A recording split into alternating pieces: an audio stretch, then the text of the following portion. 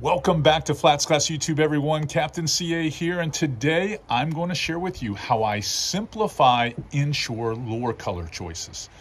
It doesn't matter whether you're targeting redfish, flounder, speckled trout, the wary snook, all of these game fish are vulnerable to certain colors, and I'm going to share all those with you right now. Let's go down to the shop and talk about it.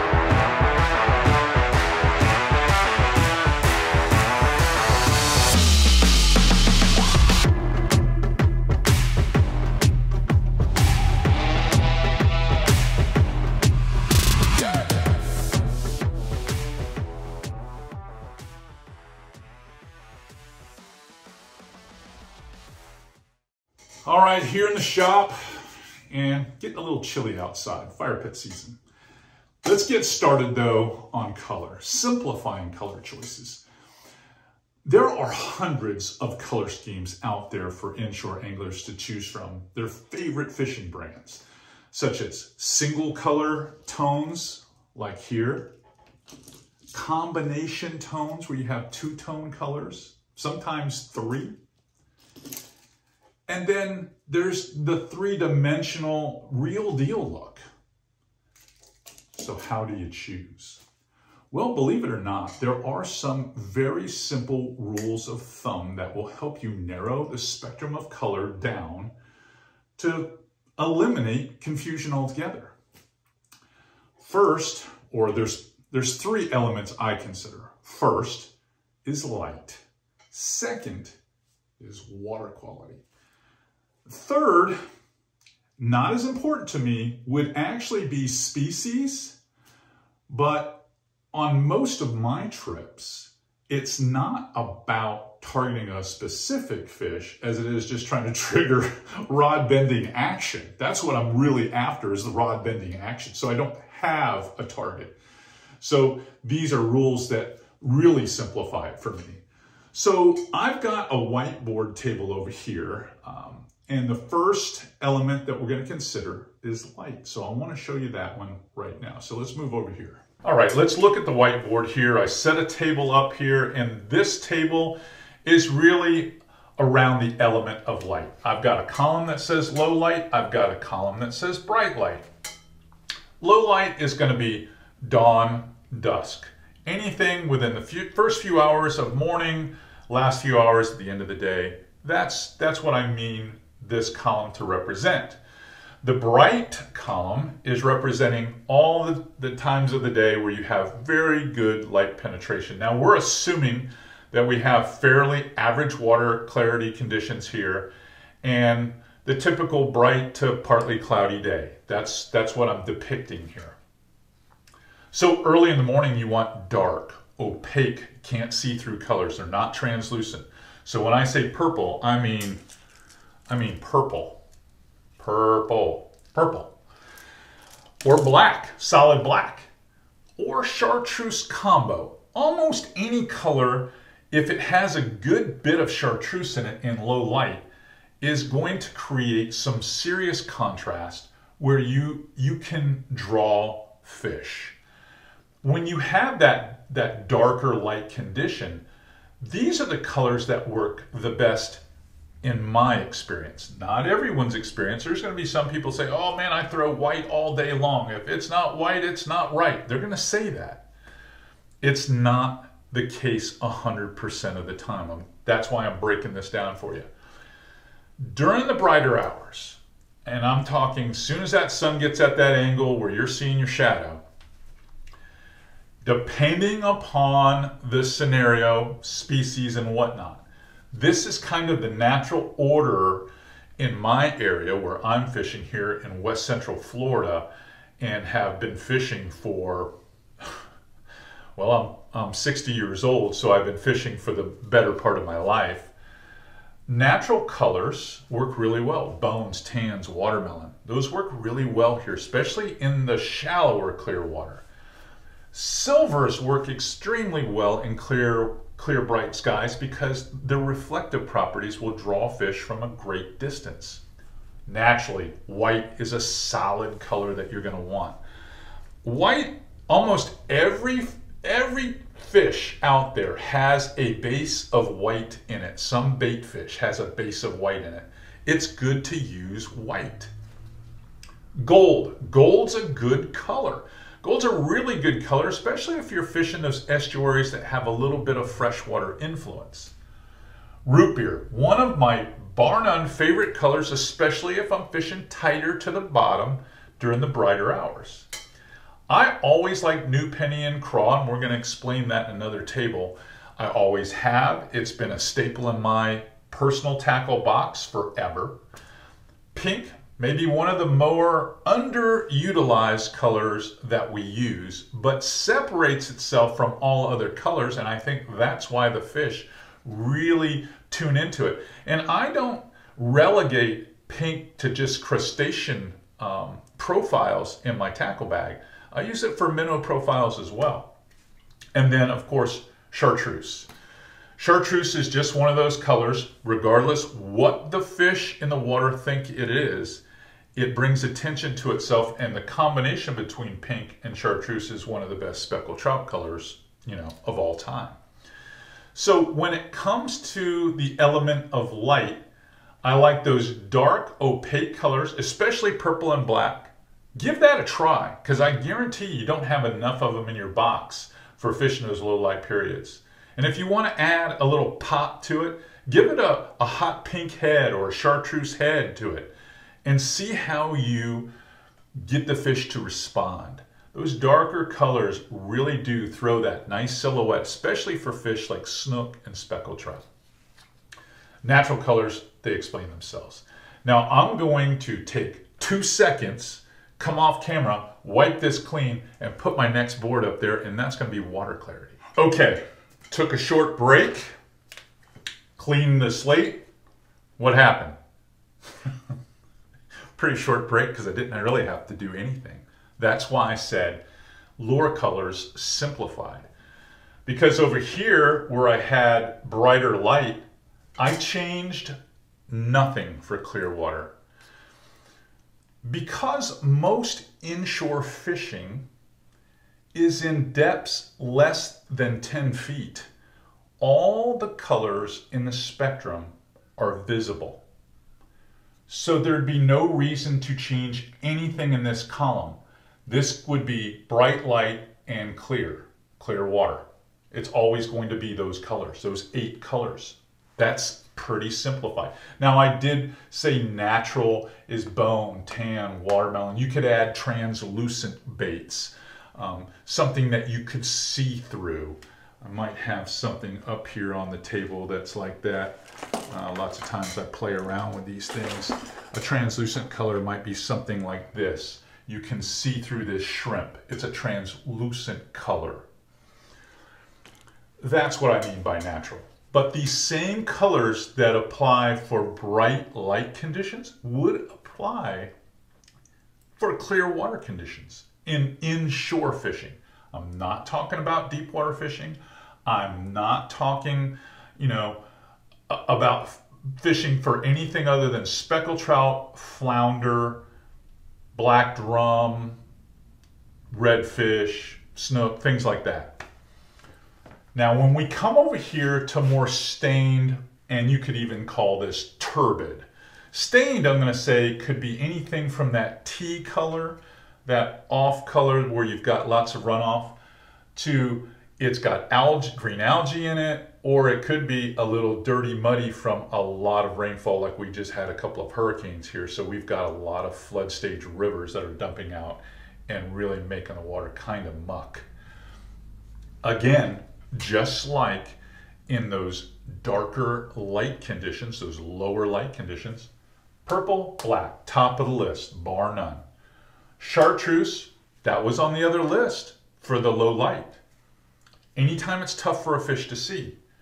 Hot pink, I added the hot pink.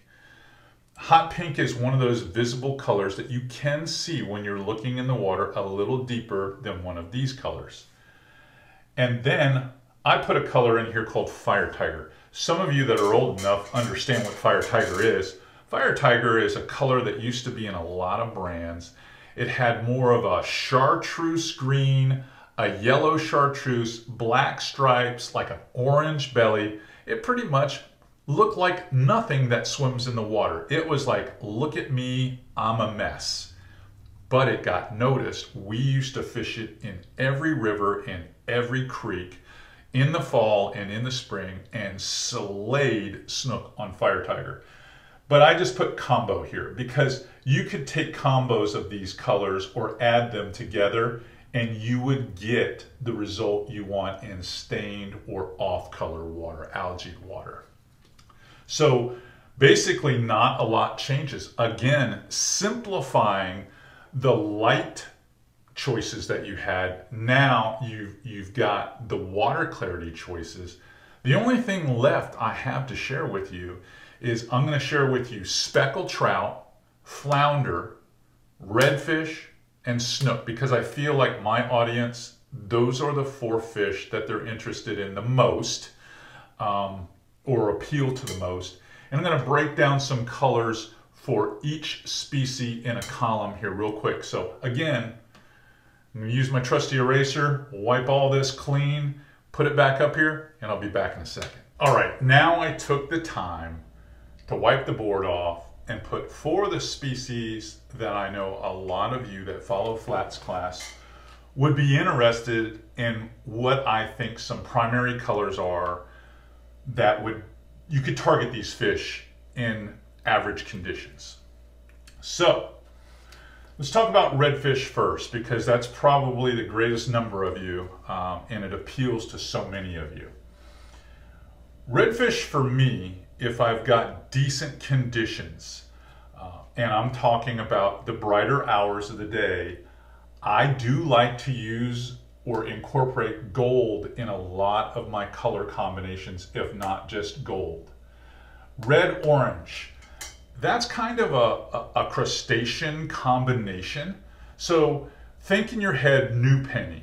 New penny is the color I'm going for here when I say red orange. There are a lot of baits, like if you were to pick, you know, that look that Mirrolure has, where they have black, gold, and orange. Let's just say you picked Bama Craw from Z-Man. It has that reddish orange to it. These are colors that redfish are used to seeing in their environment. So red-orange, for what they hunt forage-wise, is a good color combination for them. Root beer, very good color combination. In my opinion, I use a ton of root beer gold. Root beer gold is a good color combination. Again, circles back and incorporates that. And then anything natural, whether it's watermelon red or pumpkin green, those colors in that realm there, in that spectrum, seem for me to produce or build confidence to catch redfish. And it doesn't matter where I go, I catch them on that. Can you catch them on white? Sure you can. Can you catch them on silver? Sure you can. But in general terms, these colors work best for me. Maybe not so much in your fishery, but in my fisheries and places I visit, I like to have those in my redfish box because I feel confident I'm going to catch fish on them, especially redfish. Now, when it comes to trout, a lot of you are like, well, there's not a color in my box that I can't catch a speckled trout. And if that trout happens to be 12 or 13 or 14 or 15 inches long, that's absolutely true, because at that point in their life cycle, they're eating everything. But all things considered, you're trying to target the slot size, that 16 to 20 inch fish, or fish over 20. Silver is hard to beat. Almost any combination with silver, I just had one up here, is tough to beat. I love throwing big silver plugs.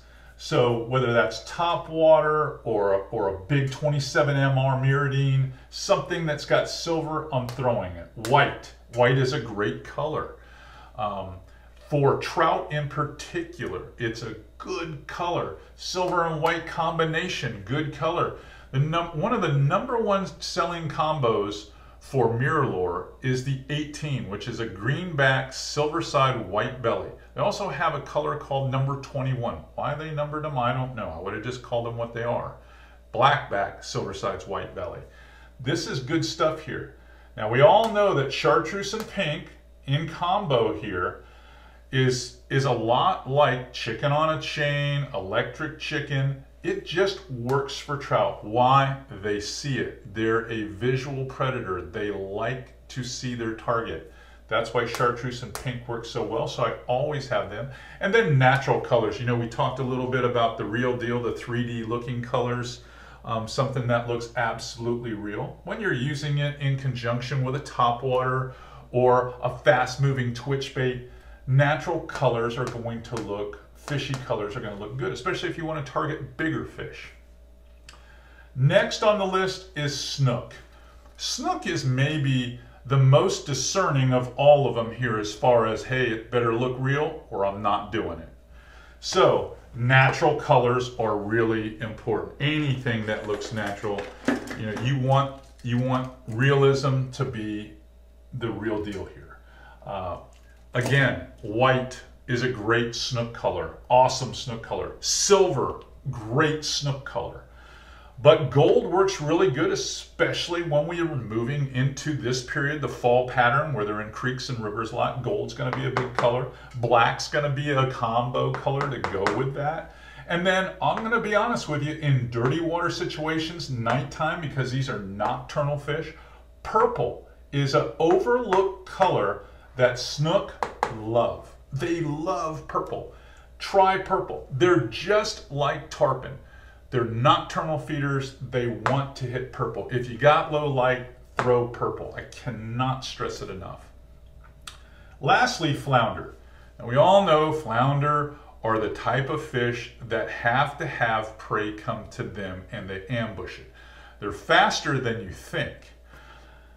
I don't know of a better color to throw for flounder than white. It doesn't almost matter what the conditions are, they want white.